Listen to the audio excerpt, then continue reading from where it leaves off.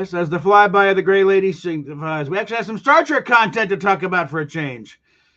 Nice break for the week-long drama that seems like it's been 6 months. Okay, but stuff on Prodigy going on here. It looks like the fans are the good news is it looks like they are going to find a home.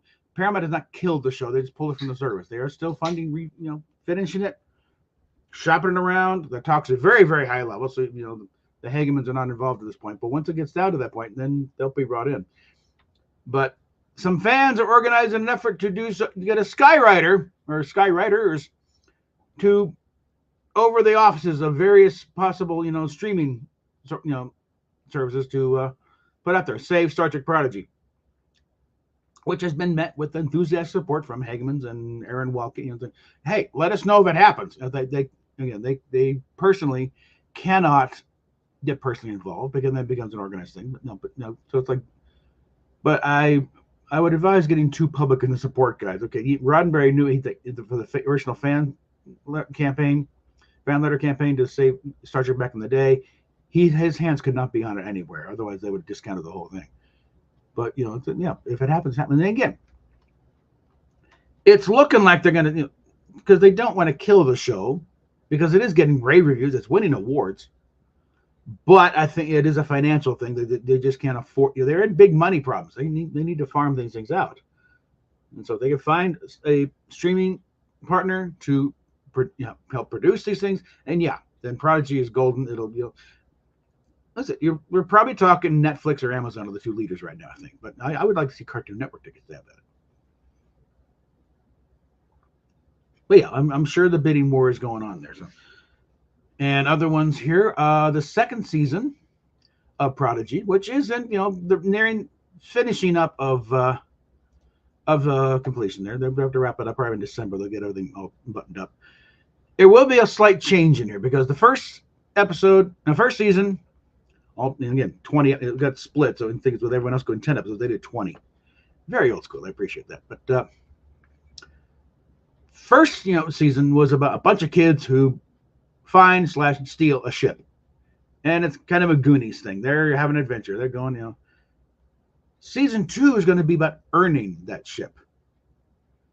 They got back, and now they're no longer in, it's no longer the Lost Boys in space with a starship. Now it's like, no, now you're in the real world, the real ship, and it's no longer hologram Janeway. It's real Catherine Janeway, Admiral, and not going to take any break.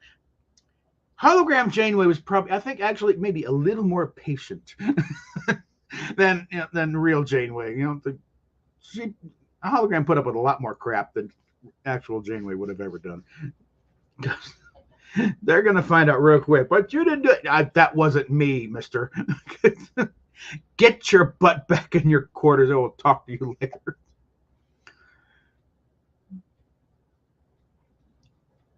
And the thing is, they're not even cadet; they're warrant officers, okay? Which is a weird little ring. Most of the services don't have. I think the Army still has warrant officers, but it's kind of like and kind of a nether region between enlisted and officer, and it's not quite non-commissioned, but you're there. It's like the last Air Force warrant officer retired when I was out at Norton Air Force in 87 to 89. That's when I got out, but. It was an article in, I think, Airman Magazine, but the last Air Force warrant officer, because they discontinue things, but of course, if you're there, you serve out your time and just attrition, though. And he was up there. I think he got in Vietnam. But like I said, they're not even full ensigns. They're at the bottom of the ladder. Basically, I think basically Janeway's pet, project here. Yeah, it's gonna, listen, they're steering the idea of it being a spiritual sequel to Voyager.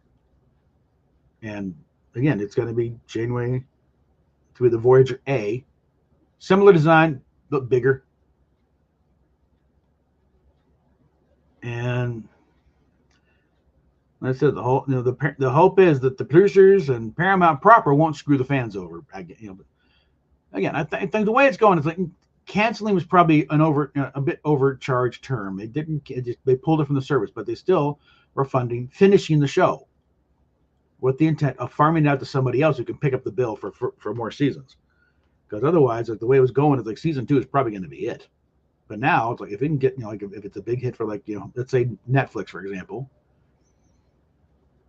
they can, okay, this we like. We're getting good response for this. They weren't getting good response for Discovery, but they're on the hook for that. So the second they got out from that, bye. They couldn't dump Discovery fast enough. That should tell you right there.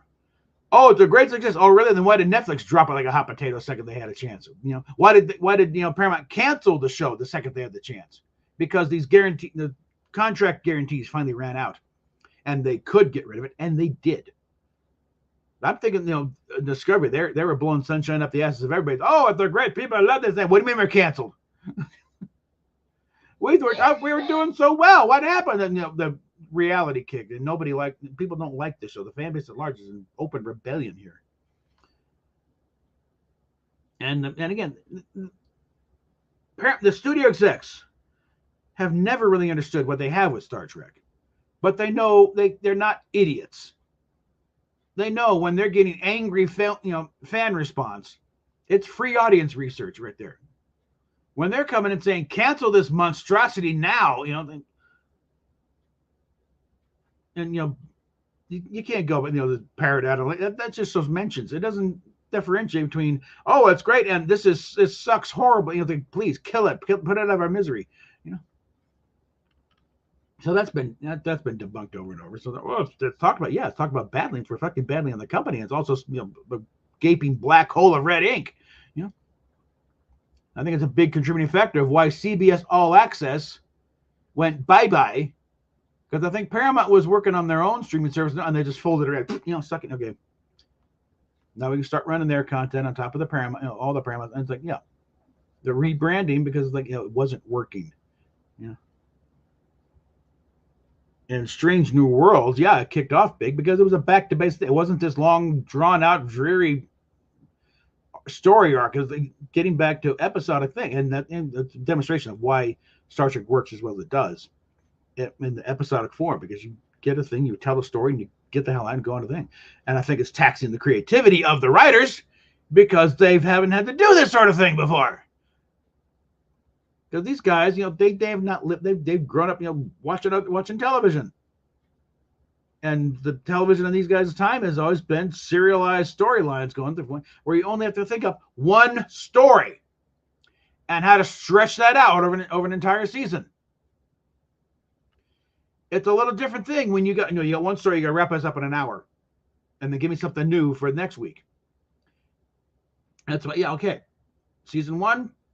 Apparently they did fine. I never watched it. I think I might watch the first episode just to confirm whether or not they were going to start denying, the existence of this. No, they're still locked to the hip of Discovery, which means not counting it. It is not not the Star Trek we know. And of course they've confirmed that by totally mucking about with canon and moving the eugenics wars. Probably about, I don't know, it was the 1990s,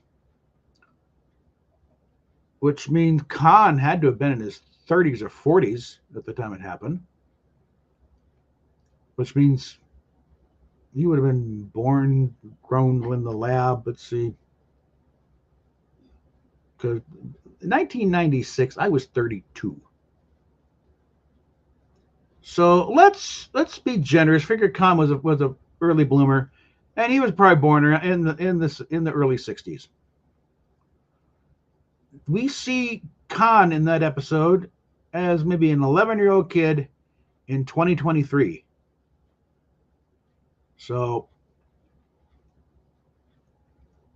we're talking in the 2040s. That's a 50-year shift for the eugenics wars from when it was in established canon to their new canon now. Because they openly said they don't care about canon, but this is our interpretation of it. We couldn't do the Gorn as they are. Now this is our version of the Gorn. This is our version of the Klingon. It's like, your version of the Gorn suck. Okay, your version of the Gorn would never be an interplanetary, spacefaring race. They're a bunch of reptilian parasites. Okay, it's like, you didn't learn anything from aliens when you started to copy them, because the aliens were not a spacefaring race.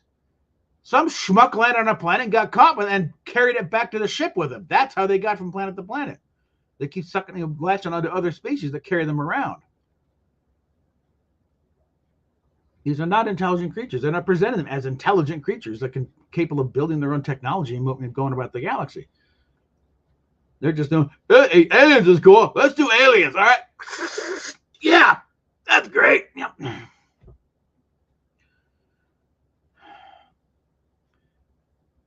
But yeah, this, season 2 will be about, them earning their spot on Starfleet, and not just, saying we got a ship. Okay, well, they also blew up the ship. And they went down about the way I originally concept, when they're saying they find a ship and Starfleet doesn't come after them right away. It's like, well, yeah. They're in the, okay, this is why they're not going, because they're on the other side of the galaxy. Once they get in Federation space, though, it's going to be a different story. And sure enough, it was. They're all brought before the Starfleet and Federation Council, and they're facing some serious charges. Okay, so yeah, that went, and I have finally gotten an acceptable answer to my question: is why does Jankum Pog look like a Talaxian when he's saying he's a Tellarite? And again, it's an answer I will buy for now. Okay, he's a juvenile Tellarite, and they happen to look like Talaxians. Okay, fine, I'll buy it. As long as he, as he starts getting older, he starts looking furrier. And you can back it up because when he runs into an adult Tellarite, and on whatever planet that was, the Tellarite recognizes him as a juvenile Tellarite and makes some snarky remarks. Pog means runt. Okay, so he might not get much bigger. Okay, but yeah, and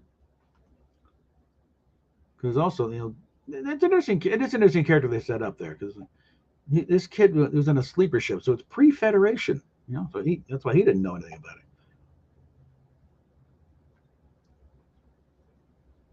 But it's also probably not fair to keep calling Prodigy a kid show. It is an all ages show. Anybody can watch this thing. It's geared to bring in the kids, because they don't have to know. You're learning the stuff along with the characters as far as what Starfleet's about, what the Federation's about, and they're doing a good job. And aside from one throwaway background, computer graphic that kind of indicates something that looked like Discovery, otherwise, no, they pretty much toed the line.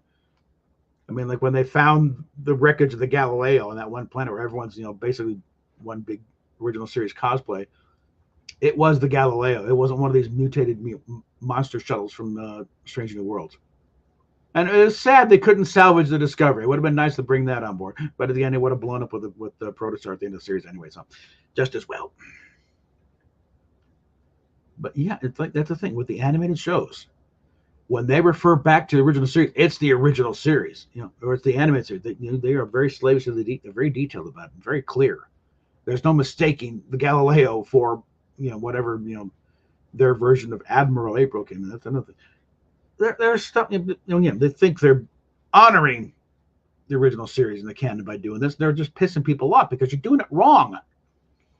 You're name dropping without realizing these names shouldn't be there. Okay. And he claimed this is the first time April's been shown. No, animated series showed Robert April. It's very much an old white guy. Okay. But we can't have that in this day. And he was also Commodore, which is a lower rank than Admiral. Okay, are you going to somehow think he got busted in rank after beating all this stuff? No. I don't know what the hell they're thinking. They're just name dropping at this point. And again, the thing about we'll have more original series characters. No, you've done enough damage as it is. Leave the original series character alone. There's a reason why Ortegas is as popular as she is, because she's an original character to this show. You can do what you want with it. You don't have to try and shoehorn her in to establish history, So yeah,